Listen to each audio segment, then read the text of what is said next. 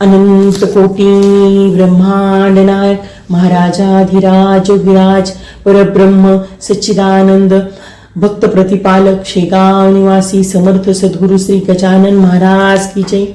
हा अनुभव आहे घोडेगाववरून सौ सारिका सुमित समदानी या ताईंचा। ताई म्हणतात महाराजांचाच कृपाप्रसाद। जय गजानन। माझं माहेर म्हणजे नायगाव, उस्मानाबाद जिल्ह्यातील अगदी लहान गाव।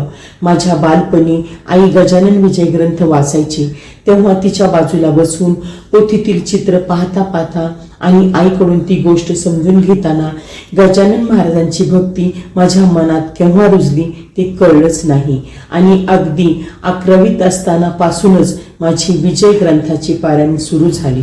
माझ्यासोबत असणाऱ्या मैत्रिणींना माझ्याकडूनच गजानन महाराजांच्या विषयी माहिती झाली। त्याचं मला कधी कधी थोडं कौतुकही वाटायचं की आपल्यामुळे यांना शेगाव समजलं। मी जेव्हा मॅट्रिक झाले तेव्हा आमच्या गावात कॉलेज नसल्यामुळे 7 किलोमीटर दूर लातूर जिल्ह्यातील मुरड या गावी मला कॉलेजमध्ये प्रवेश घ्यावा लागला। तिथे हॉस्टेल होतं, पण मी रोज बसने जाणं येणं करीत असे। मला आठवतं, मी सेकंड इयरला असतानाची ही गोष्ट आहे।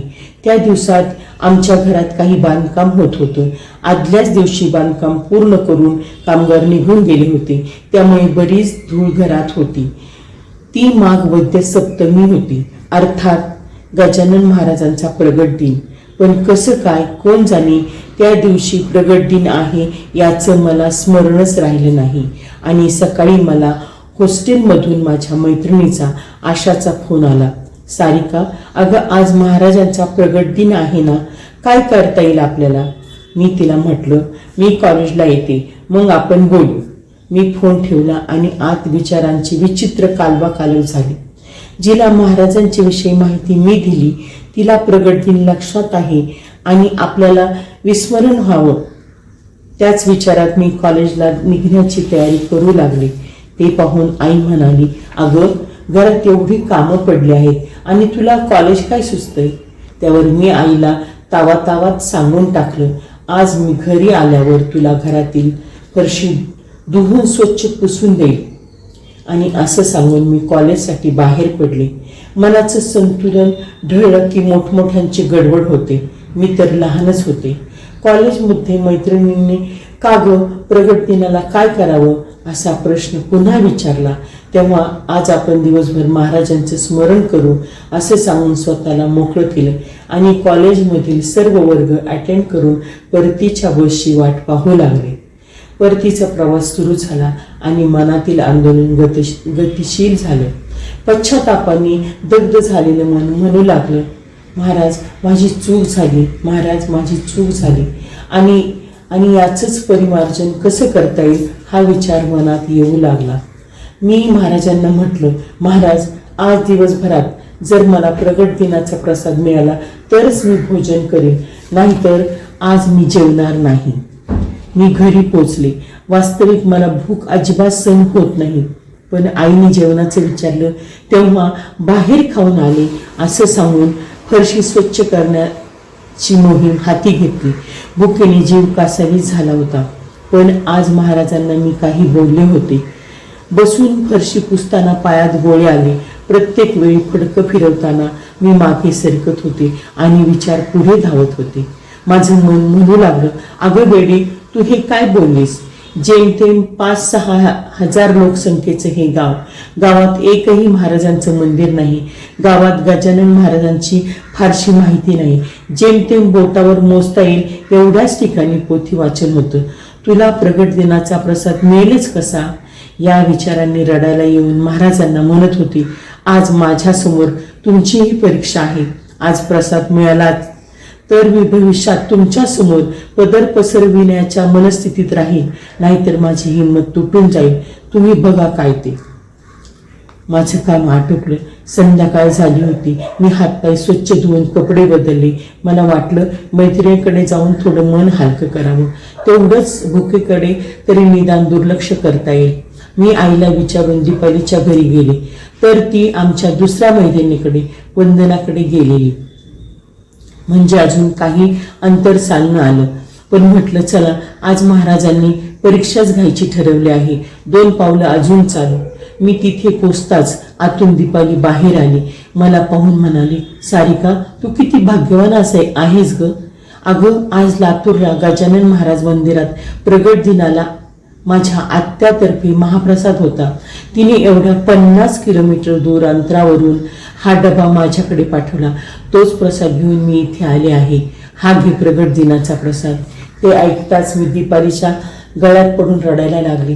तिला सर्व कहाणी सांगितली आणि म्हटलं, दीपा असं म्हणतात की तुम्ही 2 पावलं देवाच्या दिशेने चाला, तो तुमच्यासाठी 10 पावलं समोर येईल. पण इथे तर मला 2 पावलं जास्त चालवून माझे गजानन महाराज माझ्यासाठी 50 किलोमीटर धावून आले.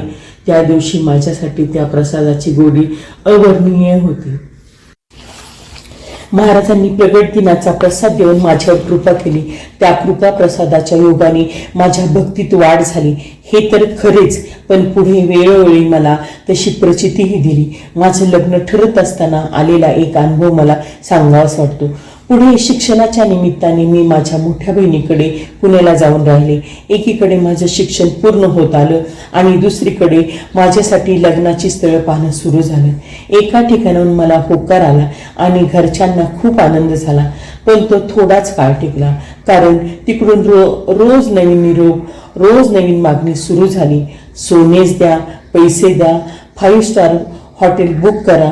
घरचे परेशान झाले आणि इकडे त्या 15 दिवसात माझ्याही मनाची अवस्था विचित्र झाली. रोजच्या मनाच्या हेलकाव्याने मी त्रस्त झाले आणि एका रात्री मी गजानन महाराजांच्या फोटोसमोर हात जोडून उभी राहिली. म्हटलं, महाराज मला हा त्रास सहन होत नाही, यातून काही मार्ग काढा. मला हे अस्वस्थता आणि अस्थिरता नको.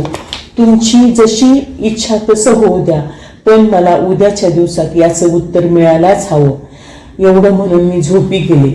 दुसऱ्या दिवशी सकाळी मी, माझी बहीण आणि तिची नणंद आम्ही तिघी अंगणात गप्पा करीत असताना एक उंच सावळ्या रंगाचा माणूस समोरून जात होता. तो माझ्याकडे पाहून बडबड करू लागला, ए बाई, मोडलं तुझं लग्न. त्याचं ते बोलणं ऐकून बहिणीची नणंद म्हणाली, अगं त्याच्याकडे लक्ष नको देऊ, हे लोक पैशासाठी असं काही करतात. त्यावर तो बोलला, अहो बाई, पैशाचा प्रश्न येतोच कुठे, प्रश्न उत्तराचा आहे, ते देतो. बाईचं लग्न मोडलं, जाऊ द्या, बाईचं लग्न मोडलं, असं बोलून तो निघून गेला.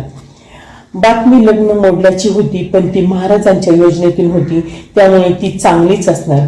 पुढे खरोखरच त्या स्थळाशी संबंध तुटले आणि नंतर समजलं की त्यांनी अशाच कारणाने किमान 40 ठिकाणी मनस्ताप दिला होता. असो, महाराजांच्या आशीर्वादाशिवाय अजून काय हवं होतं. पुढे त्यांच्या आशीर्वादानं चांगल्या ठिकाणी योग जुळून आला. आज मी पोथी वाचायला घेते तेव्हा माझी मुलगी मला पोथीतील चित्र दाखवण्याचा आग्रह करते. मी पण प्रेमाने तिला चित्र दाखवून तिच्याकडून म्हणून घेते, श्री गजानन जय गजानन, श्री गजानन जय गजानन. हा अनुभव तुम्हाला कसा वाटला तो मला नक्की सांगा व तुमचे काही अनुभव असतील तर ते आम्हाला कमेंटद्वारे किंवा डिस्क्रिप्शन बॉक्समधल्या ईमेल ID वर जरूर कळवा. गण गण गणात बोलते, गण गण गणात बोलते.